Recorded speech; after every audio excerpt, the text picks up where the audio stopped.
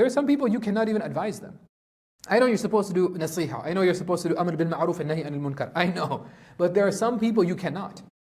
There are literally some people that you cannot tell them anything because they will curse you and they will curse the Quran. Seriously. Allah protect us. There are people that are scholars, they're like, you know what, if you see somebody, for example, let's say a sister, brothers included, right? Sister, she does not like wear hijab.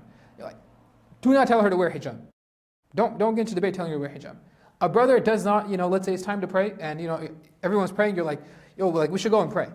And then everybody goes up to get ready to pray, the other guy does not, he's just sitting there on his phone, doesn't want to pray. Don't tell that guy, bro, do you want to pray? Or like, are you going to pray? Don't tell them.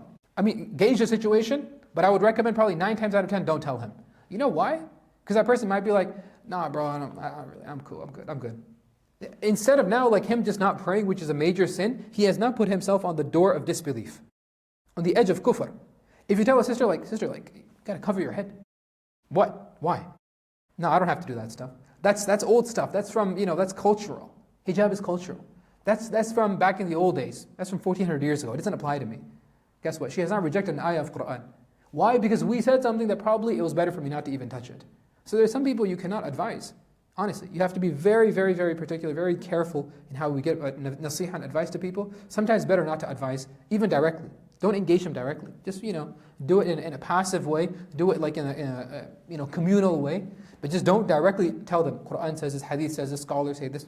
Better to avoid it. I'm not saying all the time, but some people it's better to avoid. Right?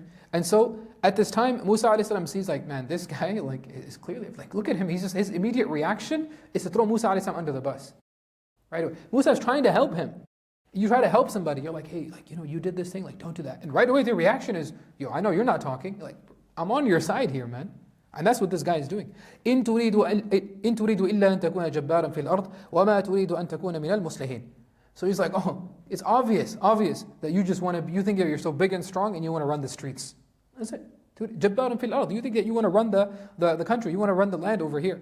And actually, you don't want to actually bring about any, sulh between people. You don't actually want to reconcile differences. You don't want to actually help people. You're here to cause fitna and fasad. Again, who is talking? We call this a guilty conscience. We call this, every accusation is a confession. What is the guy doing? He is confessing to himself, or about himself, about who he is as a person. He's the guy that's causing the fitna. He's the guy that fights are breaking out in the middle of the street. He's the guy doing it. And so Musa a.s. right away, he realized, oh shoot, this guy just threw me under the bus in front of the Coptic. So what do you think that guy's going to be silent about it? He's going to go and tell his mates, and he's going to tell his friends, and it's going to get around. All of a sudden, the whole of the city knows. Musa a.s. books it, leaves. All of a sudden, what happens? That word gets to the palace, the wuzara are gathered around, they're like, we know who committed the murder the other day, and so they get their police together to go and look for Sayyidina Musa a.s.